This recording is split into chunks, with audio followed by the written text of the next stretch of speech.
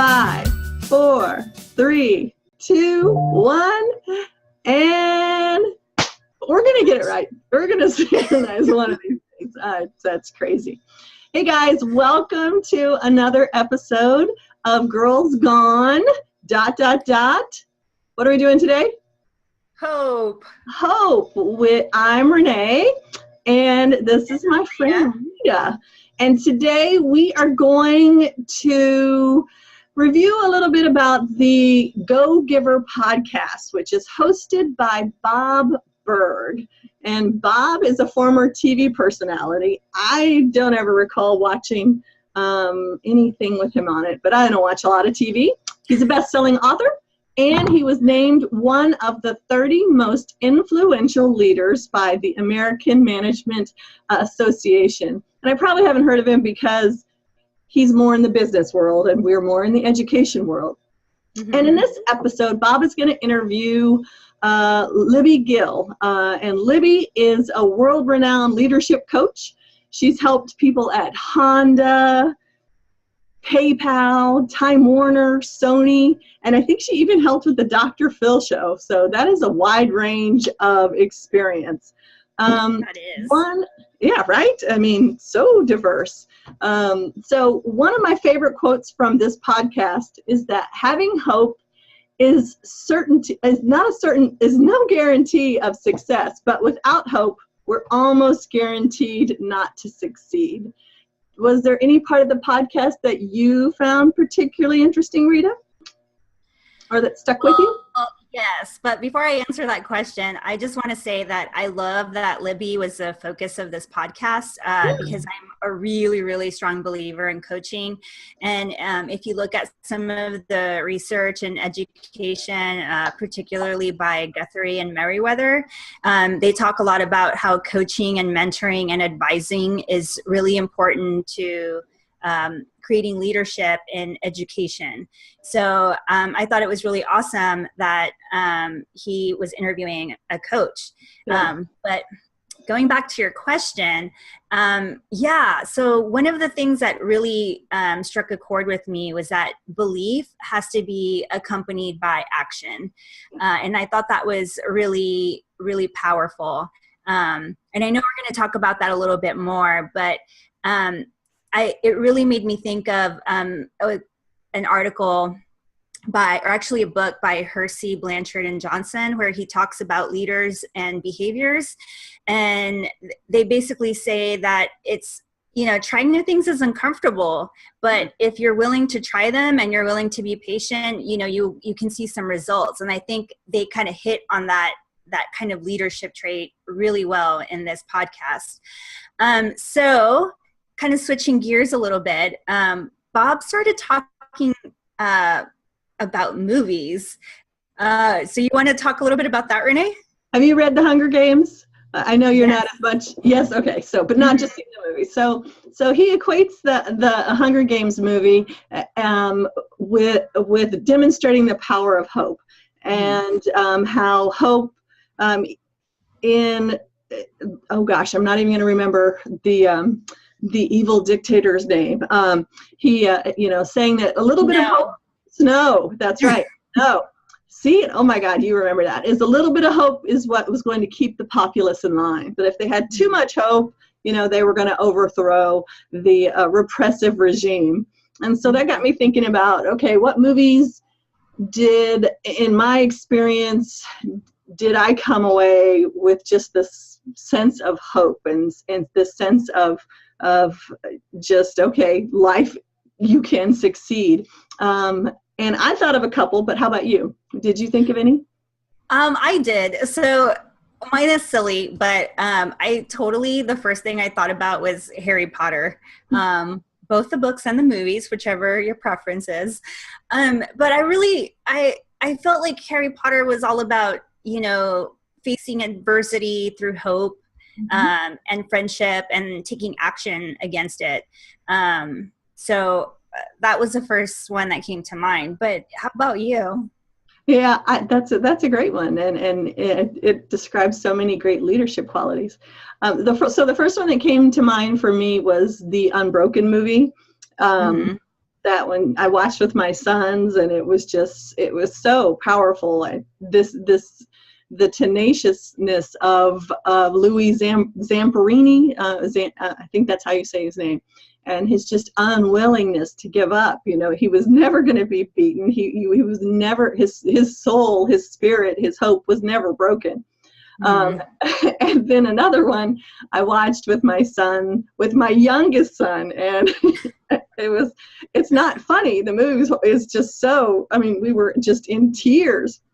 Was oh gosh, the Impossible, because about that families in the tsunami, and I think my youngest son was maybe like 3 or 4 at the time, and he was like, "Mom, why did you have me watch this? This is the saddest thing ever." But it made us have this really great conversation about, well, yes, it was sad, but they ended up finding each other, and they never gave up hope, and they kept looking for each other. So those were 2 that stuck out for me. But Harry, but so many movies, it just ooze hope, and I wonder if we're not more attracted to those movies than we are to other movies because of the hope that they present for us in our lives. What do you think? I really do. I do think that's true. And I think we've also established that you're definitely the more serious one of the 2 of us. No, not at all. Not at all. Not at all. So Libby goes on and talking about hope in this, and she shares a personal story of hope. And I know you and I have shared different stories back and forth. Is there any one story, a personal story that you feel comfortable relating? Anything? I love your Army stories about hope. They're so powerful. They make me feel like, oh, well, yeah, mine are so minuscule. But do you have anything you want to share? No, I do. I think you have more powerful stories than you think you do. I think for me was when I was growing up, I really I dreamed of having this fantastical life, and it's kind of really simple things. I wanted to go to school, I wanted to travel, I wanted to have a home, and so kind of what Libby talked about, I had these, like, at the time, what seemed like crazy aspirational dreams, at least compared to the way that I grew up. And then I just decided to take action. So I did all the things that I thought I had to do to kind of achieve that. And now I'm standing here kind of really shocked, so many years later, like realizing the fruits of my labor, which I think that's why the whole idea of belief coupled with action really struck a nerve, because I think I've tried to live my life that way. So I think that's my little tiny story, but you have to have one too. Yeah, but now you made me think, were you the first person in your family to go to college? So in my immediate family, yes, we did have, I did have some other cousins, and I think an uncle that went to college, but it wasn't very common. And I have a very, very large family. But it definitely was not a given, and not necessarily an expectation either. Oh. Yeah. So.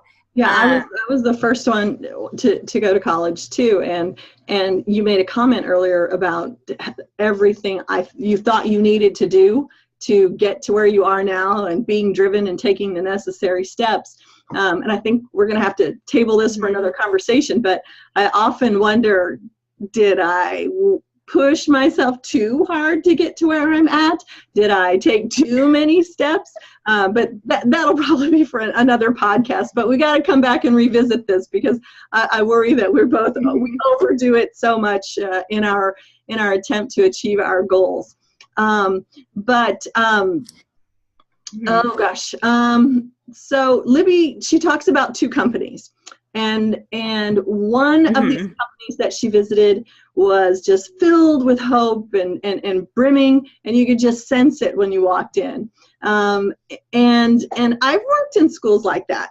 And it's a joy to go to school. It's a a joy to work in that environment. But I've also worked in the opposite of environment where you walk in and you're like, okay, I can make it through another day. I can do this, and those leaders, at least in my experience, have just been such dictatorial leaders. They micromanage, scrutinize, and they punish, and they intimidate, and they humiliate, and they do everything that research tells us is the opposite of what a leader should do, and the opposite of what a teacher should do. And so I wonder, have you worked in situations like this? But I also wonder, how do people like that get leadership jobs and keep them? I mean, I know this is I don't understand that aspect. But in your job, you travel from school to school, right? Mm-hmm. Or do they come to a central location for you to coach them? Or is it both? No, I go to them. I like that. And so describe a couple of the schools. Are there schools that you've been in that? So I can't say that I've been to necessarily any schools that are necessarily horrible. I think they're all trying. Yeah. But I think there's a definite difference. Like, for example, I recently walked into a school that was just amazing. There was artwork all over the place from the kids. It was colorful. There was murals. There were kind of messages or mottos or whatever that you want to talk about that were kind of on the walls that kind of let people know what they valued. And it was really clear.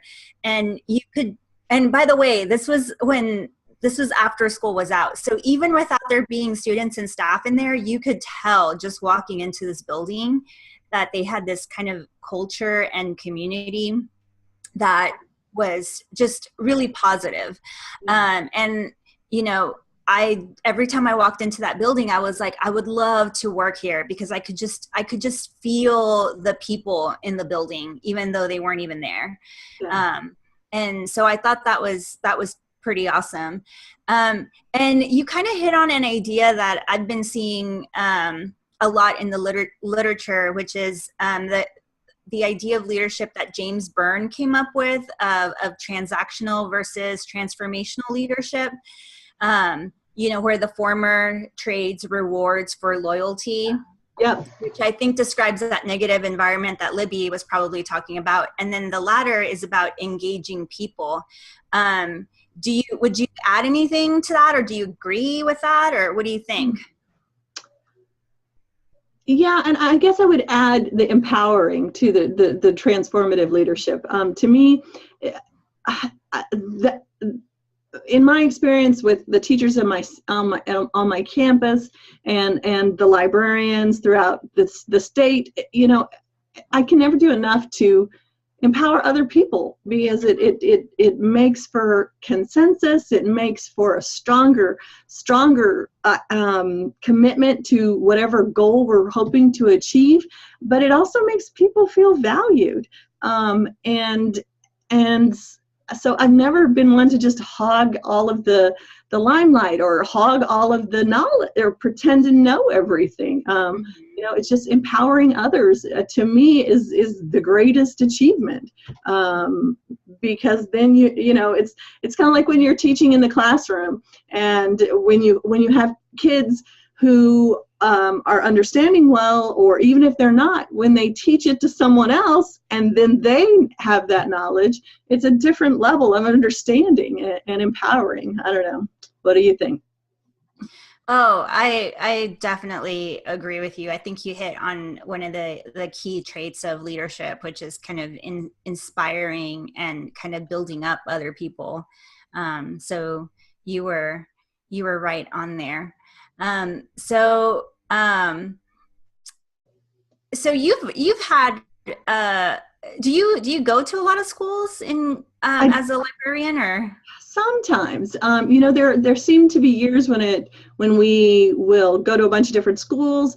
Then I will sometimes lead staff developments for other campuses at my campus. But then I've also had opportunities to go to other school districts, even in my region and around the state, in different, when I've worked with TLA or different leadership roles within my region. And it always, for me, I always end up appreciating the relationships I've built with the people in my school district and on my campus.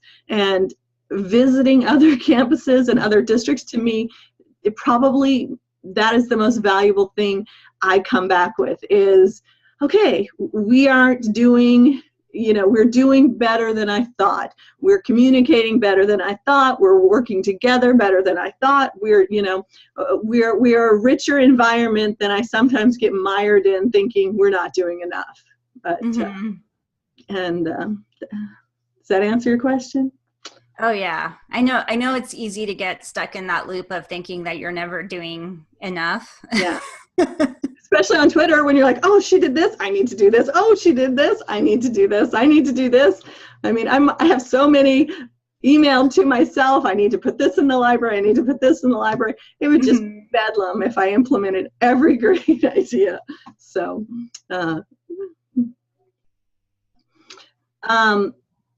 so we talked about James Burns' ideas, but we also talked about leaders and hope-filled schools. You talked about, I know what we need to talk about. And probably my friends are going to scorn me forever for saying this, but so Libby talked about true hope versus false hope. Yeah. And so, my cheeky response to how I see that is that every August when I come back to school, my staff, before the kids even get there, they're like, the Cowboys are going to win the Super Bowl this year. I mean, and they've been doing that for the 18 years we've been at the high school. And I just admire their firm commitment to their team, but it just cracks me up because every year their dreams don't come true. So I don't know if that's truly an illustration of true hope versus false hope, but I've certainly worked in school districts where the carrot was dangled and never delivered, or conversely, this was going to happen, but something greater happened as a result of whatever effort we put into. I don't know. So have you encountered situations of true, because you're not at any one location, a true hope in your staff developments or growth even? I think going kind of to the idea of doing professional development, I think one of the hardest things that I've had to deal with, and I've been delivering trainings for a long time now, but the hardest thing is, particularly in education, is people who expect that, whatever it is that you're talking about, a device or a program or a curriculum, or just, you can pretty much insert anything in there, a strategy is somehow going to magically do all of the work for you. And it's going to create the perfect learning experience. It's going to, do all the accommodations. It's going to do all the differentiation. It's going to engage all your students, and somehow you just like attend this training, and then there's hand waving, and then it's supposed to magically kind of manifest in the classroom. And I would definitely say that would be probably the best example of false hope, because really true hope, I guess in this instance, would be the understanding that all of this training in education and development is really about kind of equipping, the teachers and administrators and whomever with the the right strategies and practices that over time make a difference, but you still have to do the work. Like there's no magic. You have to take actions to kind of implement it. So when you said that, that's exactly what I thought of. But what about you? Do you kind of see anything like that when you deliver professional development, or do you see something completely different? Yeah, I do. And sometimes it's a hard one. I've worked with some of the same staff members for 18 years, and I've seen them switch from a reluctance to engage with technology. I wrote our bring your own technology policy that wasn't even authorized by the school district. I don't know, 10 or 15 years ago, because we just didn't have enough technology on campus to meet our kids' needs. So, I was like, well, this is ridiculous. I got my principal's permission at the time. We wrote a policy, bring what you need to access the information that you need. And I had teachers putting up signs, no BYOT in this classroom, with the big stop sign.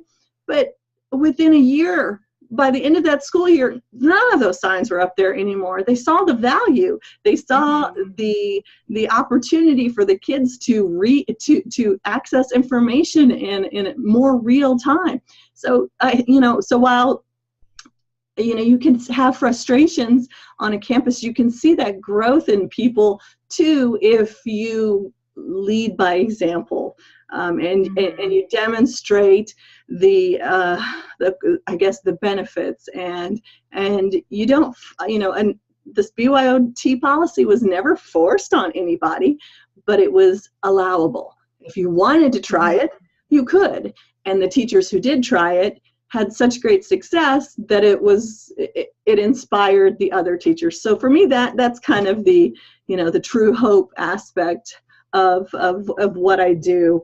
And I enjoyed that. I enjoy, here's the opportunity, and I'll have a myriad of teachers run with it, and they'll either experience success or failures, but their successes inspire others in the same capacity or the same vein.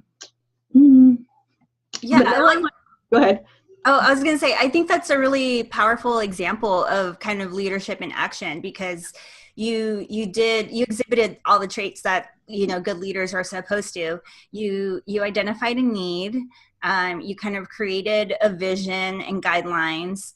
You kind of put it out there, and you inspired people to kind of take charge in that department. And then obviously not everyone did, but because you set it up, it led to longer kind of a chain reaction that did really create a change in the culture. So bravo, Renee, you did a good job. And that was the policy that I wrote ended up being the school district's policy shortly thereafter. So it was funny how that worked out. Okay, so then there's one other thing I want to talk to you about, and that was the power tool analogy, because that really resonated with me. And a friend of ours, the three of us had a conversation yesterday about you teaching us so much about accessibility. And I bet you're just probably thinking, oh my goodness, those people in South Texas, don't they know anything? But you really have. You've taught us so much. So when Bob made that comparison to taking correct actions without hope accompanying them, being like giving a worker power tools with no electricity, I mean, that just made me go, oh, that's so often what we do with students that have disabilities in education.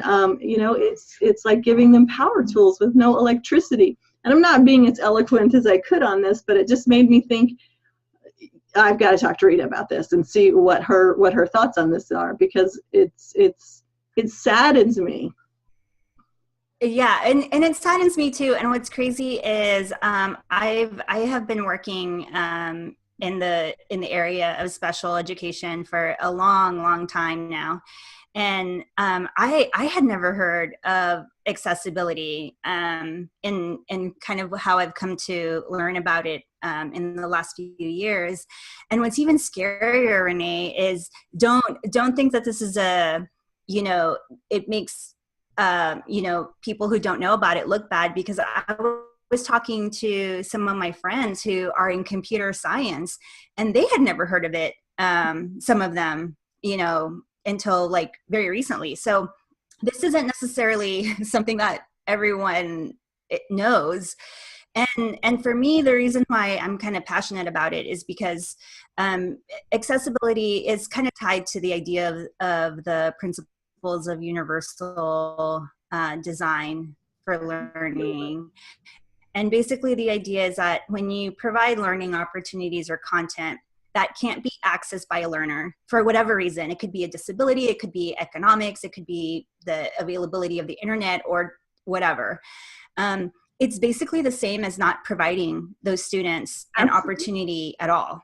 Mm-hmm. So yeah, and it's really true. When you put it in terms like that, you realize how important that idea is. So, and one of the things that I've learned is that accessible instruction and content is really hard. I mean, I struggle with it every day, and I've made it my business to look it up and kind of learn about it, and I screw it up all the time still. And well, so one of my goals is, because you're teaching the world. I mean, in our peer group, you've taught us so much. But continue. I'm sorry, I didn't mean to interrupt you. Oh, no.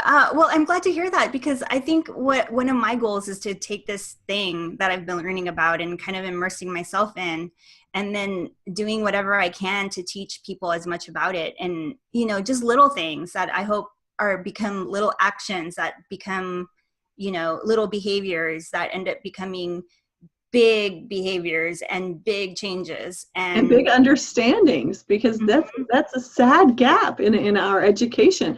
I'm disappointed with my school district for not bringing that to the attention of people who don't necessarily specialize in that field or in that area. And we all should know more about it, whether you specialize in it or not. It's because it affects everybody that we come in contact with. Yes. And I know that, you've been working as a librarian for a long time, and I know, there's issues everywhere.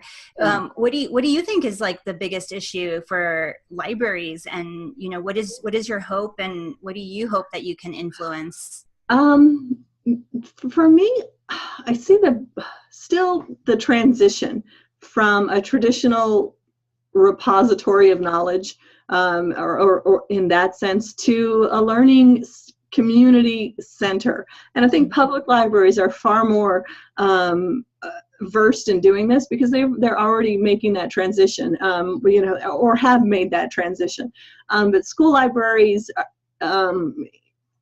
seem to have held on to more traditional views and aspects, but it's coming along. I'm seeing much more growth as far as providing maker spaces, providing destruction spaces, providing video recording room, providing green screens, providing 3D printing, and just being a place where students can explore their interests, regardless of whether it's a quiet interest like it's supposed to be in a traditional library, or it's a loud, vibrant, full of enthusiasm and passion interest. And that's where I think we need to be. So yeah, people are often alarmed when they come into my library, because it's not my library, it's their library, and it's okay if they get a little rowdy.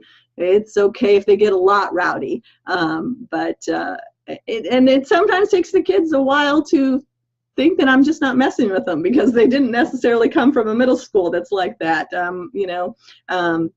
so that's where I think libraries are having to redefine themselves to stay viable, basically. So yeah, this is a good discussion. Well, and the cool, I know. Well, and the cool thing is I've learned a lot about libraries from you. I mean, I've had friends who were librarians, and I know that it's more than just books on a shelf. So I've known that for a really long time, but but you, like, I hear you talk about all the things that you're doing, like maker spaces, and you're doing an esports team. Yeah, that was exciting. And you're doing like all this stuff with technology, and I'm sure I've forgotten like 20,000 things that you mentioned, but I'm always like, wow, like the scope of libraries has just like blown up. And yeah, and we've kind of gotten towards that because I think we have a little bit more flexibility in our schedule, and we have more opportunity to explore emerging trends and emerging methodologies and emerging ideologies for what's effective for kids, and those of us that, I guess, have their wits about them choose to share that with other people and spread the wealth and share the knowledge and empower, once again, I'm back to that, empower those around us to be better, to engage more fully, and to make a difference in kids' lives, because ultimately that's what we're there to do, no matter what part of education you're in. Exactly. I couldn't have said it better myself. So I'm glad you did. So I think we're going to do a couple more of these podcasts. I don't have any more questions about this one. Do you? No, I think we did a really thorough discussion. So I tweeted out to both these guys asking them a piece of advice, and I hope they share back with us, because our last podcast Jennifer did. She replied back. So let's hope for the same response, or at least a response from you guys too. And I was gonna ask you about that, because I noticed I had a new follower.